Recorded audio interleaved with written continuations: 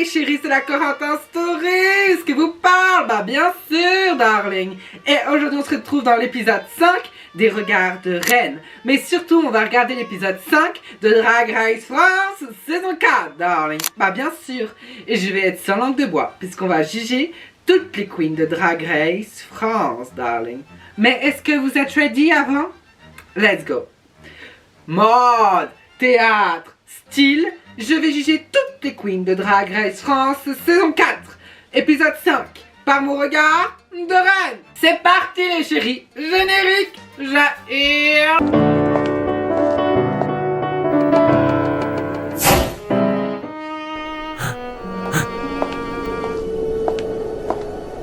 En story, chit-chat avec un Starbucks. Pour la Pride à la marche des fiertés. Par le regard d'une reine. C'est l'histoire d'une icône, mais qui est-elle vraiment? Avec mon regard de reine.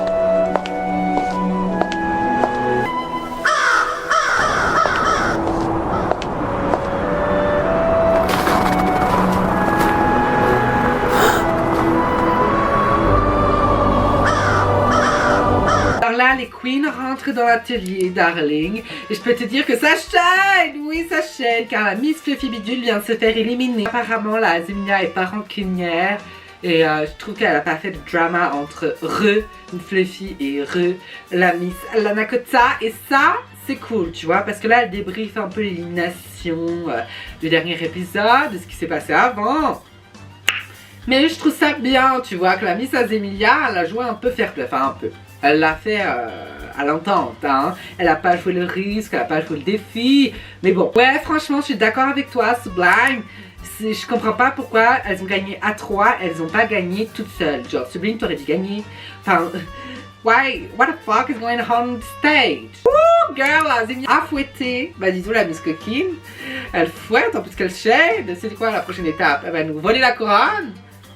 Non, j'espère pas, non. Ah là là là, Zé. Ah ouais, c'est chacun pour sa gueule. Mais toi, tu shades toujours dans les confessionnals, mais jamais en vrai. Alors, lol de la Azemia qui dit j'aime pas être rousse. T'es bien culottée, ma chérie. Parce que franchement, tu m'as éliminé de mon concours en étant rousse, chérie. Hâte de revoir pour régler nos comptes, darling. Bon, au final, la baguette d'or a été attribuée. La Miss Fluffy Bidule a donné à sa sœur, à la Miss Lanakota. Ouais, c'est une baguette d'or. Ça va, ça change, tu vois. Franchement, la Miss Fluffy, si elle l'aurait donné à la Harpy, je crois que j'aurais pété un câble. D'ailleurs, aujourd'hui, on est un peu sur un look papa blonde, hein, ouais. Très Lady Gaga, mais en même temps très Adizé. Et bah, dis donc, encore calme. Bah, bordel. Elle a arraché Drag Race ou quoi, la garce? Non, parce que là, on la voit, elle sponsorise Drag Race France avec la pub de la petite marque Got2b. On la voit parce qu'elle sponsorise les cadeaux pour la future reine avec sa marque Enchantée. On la revoit dans l'épisode. En fait, c'est quoi? Elle rachète toutes les parts de Drag Race petit à petit. Bah, dis donc la Miss Cam. Apparemment, Enchantée, ça récolte bien. Ok, donc c'est parti. Apparemment, la Miss Camille Hugh est là pour le mini défi. Qui veut être mon associé? Ouais, c'est un concept original, mode drag. Moi, j'aime bien le concept. Je trouve ça cool que ça change. Bon, j'espère qu'il va y avoir un cadeau digne de ce nom parce que bon, on en a marre des cure-dents. Ok, donc elles sont des boîtes où dedans il y a les objets. Ils vont devoir prendre les objets et les vendre, tu vois. Et ça, c'est bien parce que je trouve ça bien. Un challenge un peu de théâtre, d'improvisation sur Drag Race. Oui, on en a marre des tout ce qui est girls band et tout. Ça y est, Nikki, passe à autre chose. Remets-nous des challenges comme la saison 1 parce que depuis All Star, on voit que des girls band. On en a marre qu'elles chantent. Fais-leur un peu de théâtre, je sais pas, fais-leur un peu de pub, des choses où ça amène la comédia, l'acting, tu vois. Alors, Azemia, t'as été ci, t'as été ça, t'as été ci, mais en tout cas, tu seras pour la prochaine reine du drag français, ça on peut te le garantir. Alors, justement, parlant de la Miss Lanakota, moi je pense que c'est un mini défi pour la Miss Lanakota, chérie. Parce que franchement, on a vu sur TokTok ou sur les réseaux sociaux que la Miss Lanakota sait nous vendre du théâtre et sait nous faire des mini comédia dell'arte, des mini scènes humoristiques, si je puis dire. Donc moi j'attends vraiment la Miss Lanakota sur ce challenge. Bah bien sûr, à un moment donné, tu me vends du théâtre sur tes réseaux, je veux voir du théâtre, chérie. Tu me vends de la couture, je veux voir de la couture. Enfin, je veux dire. Là, franchement, si Lanakota, tu te forces sur ce challenge, tu mérites pas la couronne. Donc franchement, je vais vraiment, mais alors vraiment, que tu m'impressionnes en termes de théâtre. Allez, c'est parti pour regarder Queen veut être mon associé et je vais vous dire après ce que j'en pense. Ok, ça va, la côté tu t'en sors bien. Non, alors la Miss Harpy, je m'attendais pas à ce challenge et je m'attendais pas à que tu sois, la plus impactante. Mais franchement, je suis grave contente parce que ça a de la gueule, tu vois, on y croit, merde. Honnêtement, en termes de ce mini défi, j'adore. Je trouve qu'elles se sont pas mal toutes dépassées. Je trouve que pour l'épisode 6, il n'y en a pas une qui était un peu en retrait, tu vois. À part la Miss Emilia, mais ça ne shade. Je trouve qu'elle est en train de, bon, nous faire une expérimentation de quelque chose et c'est un concept. Mais sinon les autres, franchement, c'est bien. Le grand défi de la semaine, c'est le makeover, chérie. Donc les queens vont devoir mettre des personnes en drague et elles aussi dans un temps record et ensuite devoir apprendre à les faire défiler et à les faire avec leur runway. Bon, en gros, elles vont devoir les apprendre avec une drag queen à côté d'elles pendant que elles aussi sont aussi en drague. Alors du coup, ça va être compliqué. Ok, donc on va voir. Toutes les personnes sont rentrées dans l'atelier. Toutes les personnes qui vont devoir se mettre en drague par les queens. C'est des personnes qui sont dans une association, tu vois, donc c'est impactant. L'association la plus connue de Paris et aussi la plus connue du monde queer s'appelle Le Refuge. Donc oui, c'est l'association la plus connue du monde queer et la plus connue de Paris. Donc du coup, je suis très contente de voir que ça se passe, parce que pour ceux qui ne savent pas ce que c'est Le Refuge, c'est une association qui permet d'aider les jeunes queers de la communauté. Par exemple, les chéris, si vous êtes gay, queer ou lesbienne et que vous regardez mes vidéos et je sais pas, il y a eu un problème familial et vous êtes à la rue, et ben n'hésitez pas à contacter l'association Le Refuge. Elle vous aidera à faire tout ce qui est papier administratif et peut-être vous reloger ou vous relonger pendant un temps et vous aide à trouver du travail, etc. Donc allez vous renseigner, c'est important, c'est cool et n'hésitez pas à faire des dons à cette association car elle est géniale et puis ça aide les gens, quoi. Donc franchement, slay maman. Bon allez, c'est parti, la Miss Tanakota va devoir attribuer à chaque queen une personne de l'association Le Refuge, ok? Donc est-ce que vous êtes ready? Ok, donc ça va, la Miss Tanakota ne l'a pas joué en mode trop mauvaise, tu vois. Elle l'a joué en mode par rapport au visage des gens et par rapport à quel... est-ce qu'elle pourrait coller aux personnalités des queens? Et ça, c'est cool! Non, franchement, je suis contente. Et c'est cool de voir des jeunes queers, fiers et très contents d'être dans le Drag Race. Mais surtout, d'être très contents que les queens de Drag Race France peuvent les relooker. Tu vois, on est belle et fiers à ce qui paraît. Alors franchement, pour les invités du jour, pour ceux qui connaissent pas, c'est littéralement des icônes de la communauté LGBTQIA+. C'est littéralement des personnes importantes. Genre, faut être dedans pour connaître, tu vois. C'est sûr que si t'es pas dedans, c'est comme si je te dis un truc dans une série un peu niche et t'es en mode c'est qui? Bah, c'est sûr que ça va être un peu la même attitude, tu vois. Faut être vraiment dans la nichitude pour connaître ces personnes qui ont marqué l'histoire et qui sont littéralement légendaires.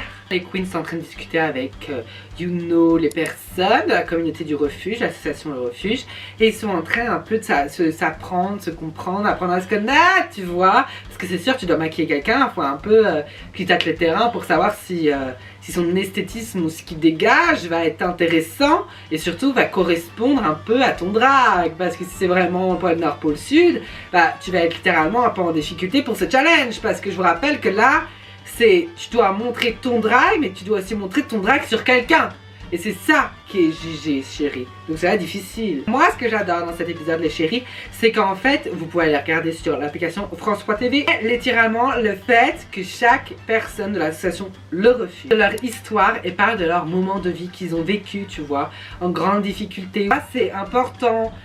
C'est en mode, on s'imprègne un peu de la communauté, des personnes littéralement qui se sont battues contre la vie des gens et des galères que ça peut être quand par exemple des jeunes queers se font jeter dehors et n'ont pas d'espace où aller et malheureusement bah c'est très difficile pour eux. Donc ouais, là on voit vraiment l'histoire des personnes et surtout l'histoire des gens que l'association essaye d'aider et ça c'est important. Ok, donc là c'est un peu compliqué entre Daisy et son partenaire et son binôme. Là ça devient un peu tension dans la vie de la... En même temps, moi je suis un peu pour Daisy, je suis en même temps pour l'autre partie. C'est vrai que quand on te dit non, c'est non. Mais en même temps, j'ai envie de dire, t'as 3 poils sous le caillou, mon chéri. Les garçons, les rugbyman qui sont venus pendant la saison 2 et qui avaient des grosses barbes.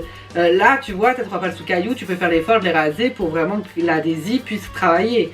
Après Daisy, je suis en mode, bon, ma miss, my girl, je t'aime bien, mais quand on dit non 1, 2, 3, 4 fois, ça veut dire non 1, 2, 3, 4 fois, ça va pas dire au bout d'un moment oui. Et ça s'appelle le consentement, chérie. Et t'es censé être l'emblème parce que tu nous montres des messages. Et moi, je suis un peu mitigée par rapport à cette scène, tu vois, chérie, parce que, comme je vous ai dit, pour moi, non est égal à un non, c'est pas un oui derrière. Et je trouve que si tu es vraiment compétente en termes de drag queen qui est en Drag Race France saison 4, ça veut dire que si tu es là, tu dois nous montrer tes compétences, chérie, et tu dois nous montrer que tu es capable de faire avec les aléas du direct.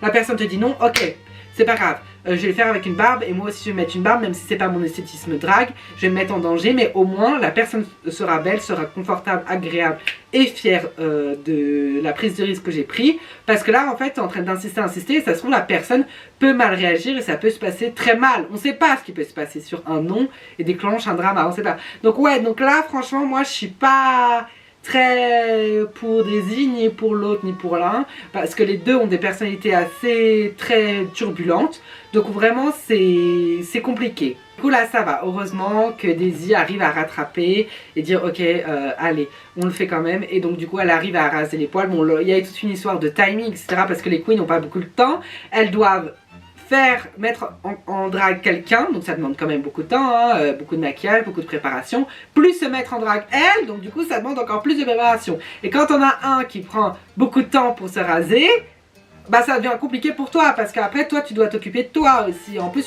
toi tu dois t'occuper de toi, et après tu dois t'occuper de la personne. Donc ouais non, ça devient difficile, tu vois. Donc je suis un peu en mode mitigeax, tu vois, je suis un peu les dramas souterrains, sous-marins et tout un toin. Bon, au final les chéris, les personnes de l'association, les jeunes queer, sont en train d'enfiler les perruques, de se mettre à l'aise, de comprendre un peu comment ça fonctionne, de marcher en talons, de mettre des grosses perruques, de voir si c'est lourd ou pas lourd, de mettre des corsets et d'avoir l'attitude. Et ce que j'aime bien, c'est qu'il y en a 2-3 qui ont déjà l'attitude, il y en a 2-3 qui font le jeu à fond et qui disent non mais vas-y, éclate-toi, guide-moi et je fais. Et ça c'est parfait chérie, c'est le comportement qu'on va avoir. Si tu viens dans Drag Race pour faire un makeover, moi c'est tu viens dans Drag Race pour faire un makeover, c'est-à-dire on te relook de A à Z, sinon ça sert à rien de te relooker chérie. Autant rester chez toi, enfin je vais te dire c'est un concept tu vois. Bon allez, c'est parti pour les défilés de la semaine, pour voir ce que ça donne. Daisy Super Beach et Lily Extra Beach. Alors pour le look de Daisy Super Beach et de son binôme, ouais, alors je suis un peu mitigée parce que j'aime bien, je trouve ça bien, mais pas signature. Je trouve qu'elle a pas fait trop d'efforts, elle s'est pas mis trop en danger. En plus le make-up, donc du coup je trouve que franchement en termes de maquillage, je trouve ça assez fade, tu vois, elle aurait pu s'amuser. Bon c'est vrai que quand je vous le dis, elles ont des temps très courts, donc c'est compliqué hein. Mais voilà, en termes de tenue, elle aurait pu faire plus d'efforts. Parce que là je trouve que c'est un peu trop simple pour un look de saison 4 chérie. Et puis là on est bientôt à la demi-finale, donc faut que tu nous montres du pâté hein. Des pâtés en croûte, donc ouais non. Pas très bon. Je suis un peu, ouais, en même temps, je suis un peu, oui, c'est beau, et en même temps, oui, c'est un peu trop simple. Tu vois ce que je veux te dire? Ok, c'est parti pour Sublime et Peachy Glow. Alors, en termes de look, je trouve ça bien, la référence à la mode, et je trouve ça bien qu'à chaque fois, Sublime nous rappelle un peu la France et le talent de la France. Elle nous parle souvent dans les épisodes précédents du monde du cabaret français, du monde un peu de la cuisine française, et là, elle nous montre la mode française. Donc moi, je trouve ça bien, tu vois. On est dans Drag Race France pour montrer en quoi la France est capable. Et là, je trouve ça bien qu'elle nous montre un peu en face un thème, un runway, un peu camp, tu vois. Et c'est cool parce que je vois de la mode, je vois le côté camp. Mais est-ce que ça fait vraiment référence à son drag? Bon. Et est-ce que c'est franchement waouh? Ça manque un peu plus de détails. Mais pour moi, c'est un peu trop simple. Je trouve que le côté chat, c'est camp. Le côté vêtements, chemise, jupe, c'est un peu trop simple. Bon, on va dire que ça passe, mais pour moi, c'est pas ouf. Et c'est pas digne d'une demi-finale de la saison 4, chérie. Lana Kota et Tyra Missou. Alors moi, je trouve ça très beau, le look de Lana Kota. Il est très bien exécuté. Je suis très contente de voir le côté, les couleurs lui vont super bien. Par contre, je comprends pas pourquoi elle n'a pas fait les mêmes couleurs de Tyra Missou. Je comprends un peu le concept qu'elle nous essaye de nous expliquer, mais je trouve que ça fait pas sister, tu vois, je trouve que ça fait autre team, genre une autre équipe, parce que du coup c'est pas les mêmes couleurs, C'est un peu comme dans Harry Potter où t'as différentes équipes pour différentes couleurs. Ouais, moi je trouve ça pas ouf, tu vois. Je suis pas en mode gag sur ce look. Après, je trouve qu'ils sont super bien exécutés, hein, n'empêche. Mais, et je trouve que c'est un des seuls runway où vraiment elles sont en symbiose, tu vois. Ouais, alors ouais, j'aime bien son histoire, mais je trouve ça casse pas qu'à patte un canard. Je trouve ça bien, je trouve ça beau, je trouve ça bien exécuté. Et c'est ok. Mais, ouais, ça manque un peu de, je sais pas, de singularité, de synchronisation. Azemilia et Sexy Halal. Alors, ouais, alors Azemilia, j'ai déjà trop vu par rapport à Kardashian. On sait déjà tous que la Miss Daphné a dit à Moon et à Biberta que de refaire les looks à chaque fois, c'est pas ouf. Et ben là, pour moi, c'est pas ouf. Azemilia, elle nous a fait plusieurs fois la Kardashian, elle nous l'a dit plusieurs fois, elle nous en parle beaucoup. Non, à un moment donné, moi, tu me refais du Kardashian. Alors oui, c'est intelligent de faire ça, de faire ces looks Jenner et Kendall pour voilà, des Met Gala 2019, si je me trompe pas. Mais je trouve ça pas dingue. Déjà, et bon après je trouve ça intelligent de le faire parce que du coup ça fait sœur et ça fait sens avec le défi. Après elle est quand même très très belle, les costumes sont très très beaux. Bon il y en a, je trouve que ça fait un petit peu cheapé en même temps ça fait un petit peu très bien. Je suis un peu mitigée face au costume et je trouve qu'elle l'a super bien maquillé l'invité. Par contre je déteste les perruques, je trouve que ça fait ultra cheap. Je trouve que ça fait vraiment pas perruque waouh et je trouve qu'elle aurait dû vachement plus un petit peu s'amuser sur les wigs parce que j'ai trouvé wig vraiment pas ouf.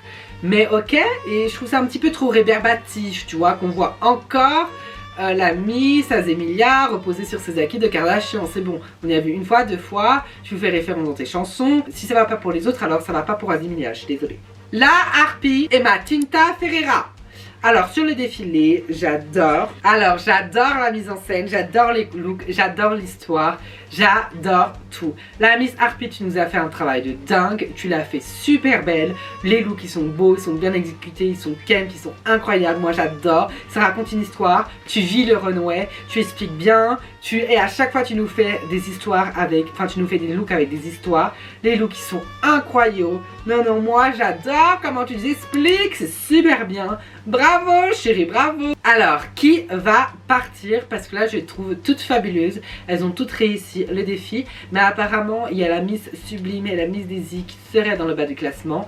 Et évidemment, la Nana Kota qui va garder la baguette pour soi. C'est logique. Hein, parce qu'elle est aussi dans le bas du classement. Vu qu'elle a la baguette, elle va la garder pour elle. Elle va faire une Lily White, quoi, chérie. La Miss Harpy qui est coquine, elle shade. J'aime bien parce que tu vois là quand elle shade la Miss Harpy, et ben franchement ça montre qu'elle est là, ça montre sa présence, ça montre qu'elle a confiance en elle. Et ça c'est ce que je veux voir chérie. Je veux que tu te montres chérie. On en a marre que tu fasses ça timide et que tu as peur de t'imposer. Non franchement j'adore. Et là tu mérites d'être la prochaine reine du drag français. Parfait. Attitude de baddies, c'est ça la Harpy, on veut entendre ça. C'est la Harpy qui gagne. En plus elle avait pas encore gagné. Et c'est elle qui gagne, je suis trop contente. On est belle to be belle et fière. Oh my god. On est belle to be belle et fière. La Harpy, la Harpy, la Harpy. Félicitations chérie, j'adore, je kiffe. En même temps, franchement elle aurait pas gagné, j'aurais porté plainte à un moment donné. T'as vu les looks qui sont dingues. Si vous aurez fait gagner la Miss Azemilia alors que les looks sont rébarbatifs. Et là on dit rien parce que c'est la Miss Azemilia. Bon après le cadeau qui c'est 500 €, ça avait même pas une perruque. Donc bon. C'est sûr que t'allais te sauver, hein, c'est sûr que t'allais te sauver. C'était clair. Bon, allez. Maintenant malheureusement on va devoir faire lip syncer la Miss Sublime et la Miss Daisy Super Bitch. Qui va partir ce soir? Oh, la Nikki se lève de sa chaise et part. What the fuck is going on the stage? Genre, c'est jamais arrivé dans Drag Race, qu'est-ce qui se passe? Oh!